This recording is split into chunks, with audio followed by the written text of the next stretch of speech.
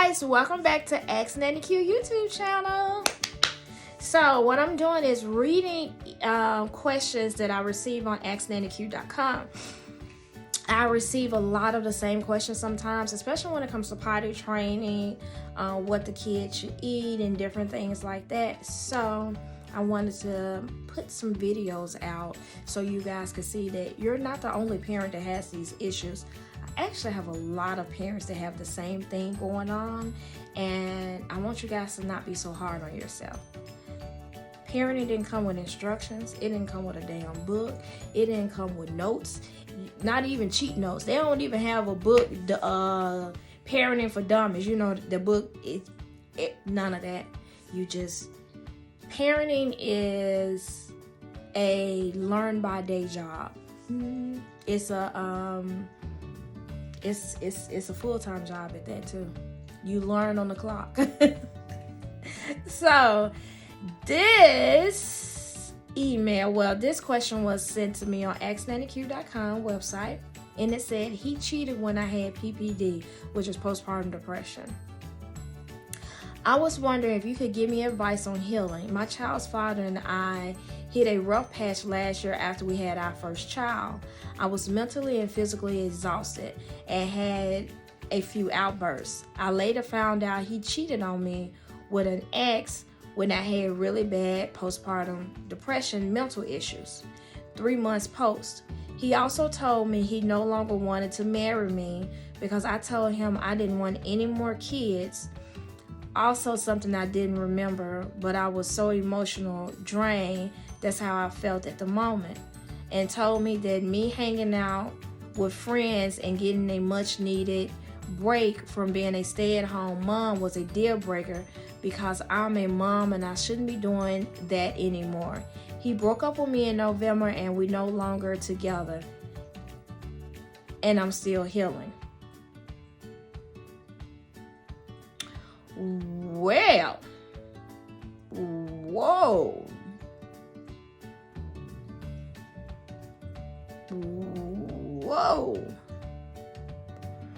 So, what I want to say is it's okay if the relationships don't work out.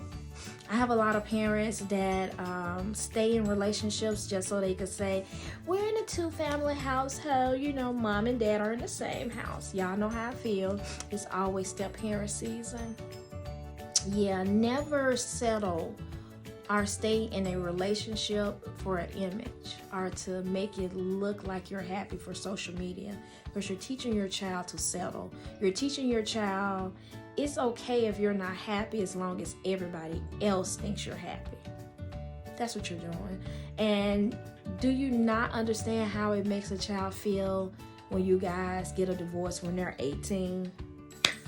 Oh, the kids are going to college. Yeah, me and dad are getting a divorce. What? You guys? Yeah, it was a lie. So you're telling the child their whole childhood of you guys being together was all a lie. You guys were never happy. End it. It's okay. I'd rather for you to say, yeah, I had to end it for my happiness, for my peace, than to stay somewhere because society says it's better for a 2-family household. Stop doing that. Stop staying in relationships, staying connected with people or places that disturb your peace, cause you anxiety, and pull on your depression. It's not healthy nowhere around. And the fact that mom says that she's actually healing is good, but I need her to heal from the root to find out why she felt that it was okay to not only have those outbursts, but what inside of her triggered all of this anger from postpartum depression. That's how the healing starts, is when you find that root. And y'all might be like, you wrong for that. But baby, if he was cheating during your postpartum, he was cheating during your pregnancy. You probably, this ain't the first, second, or third time. But you got tired of it and you said, you know what? I ain't doing this no more. I'm done. And I'm proud of you for saying that. We have to learn that when a person shows you their colors, go with it. And don't feel like oh, they gonna change. I'm gonna do this and they gonna change. I'm gonna do this. You can't change a person. The only person that can change a person is them and God. You can pray that God changes them and you are able to watch it. And your prayer, that one prayer is, God, I ask that you change them. And not change them to benefit me, but change them so the things that they're doing don't come back on them. People have to understand your actions and the words that you put out, those are seeds that you're sowing. So all of the bad things that you say to other people or the bad seeds that you put out, 9 times out of 10 they come back and you're wondering, where is all of this bad stuff coming from? All of the negativity that you put in the atmosphere. I have always been very cautious with my words and the things that I put out in the atmosphere because I know karma comes back. So when people do me wrong, I mean dirty wrong, I always hear that voice that says, revenge is God's, not yours. Even though the revenge will feel right for a few minutes, God can do revenge that'll last him a lifetime. And I had to learn to take my hands off of it. Even with the guy who signed my kid's birth certificate, all of the hurt and the pain that I went through, I literally had to learn to take my hands off of it.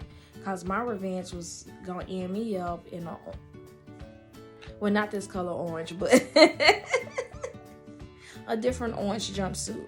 And I wouldn't be able to color my hair and get a haircut. And I was going to be in bars. Yeah. So I had to release all of that. And once I started releasing that and I started releasing how I felt with all that pain and hurt, it was a lot better.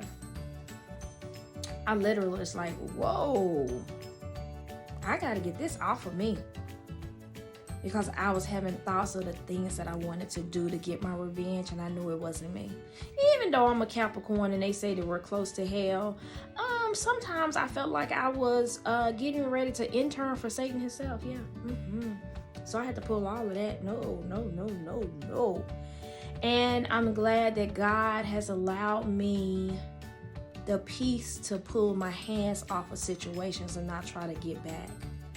I'm glad that when certain things form in my mind and in my mouth, I stop them before I release them.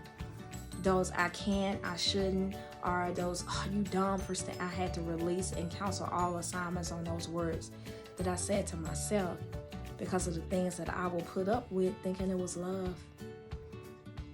A lot of times we have dad issues, and when we start these relationships, we always say, I don't want nobody like my daddy, and then we end up with people who act just like our daddy, being verbal abusive or not showing up or showing you love, a lot of stuff. So I had to look at all of that and be like, And I was that person who felt like, this two-family household, I gotta stay. And I was putting myself in harm daily to keep up an image on the outside because I was already a teen mom. I had 2 kids. And instead of me trying to get myself together, I was going for an image because I felt like everybody was going to be like, she got them kids with him. So, yeah, I'm glad that I actually healed from that trying to make everybody else happy image. And I released it. Please don't stay in relationships because you're trying to keep up an image or you're trying to make other people happy. You want your kids to understand that you have to love yourself first before you can love them or anyone else. It's not okay to be in a situation just to be able to say, oh, we together. Oh, we gonna make this. Leave it alone, baby. Release it. Release it. Move forward. Find you somebody that is gonna pour that love back into you that you pour out. There's somebody out there, I promise. I remember my bishop told me, me and him were meant to have the kids together, but somebody else was meant to raise my kids with me. And I'm glad I listened. I met my husband at Waffle House. So it can happen. I just want y'all to know, not only can it happen, it will happen. You just have to put yourself out there and allow God to do his job. Because I done dated. It wasn't pretty. Y'all know I'm in Atlanta, so that's all I gotta say. It was different. Everybody is a producer, a rapper, entertainer, basketball player, football player. Everybody wants to be somebody, but their spirit and their energy says a totally different thing. So I had a lot of learning experiences in dating, but I'm glad I didn't give up. I'm glad that I waited to see what God had for me.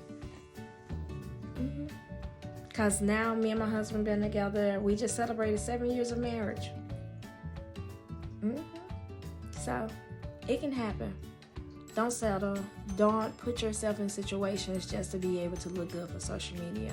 It's time that we heal ourselves and we love ourselves enough to say, hey, in this season, it's okay if I got to be by myself, but I'm healing so I can be a better parent.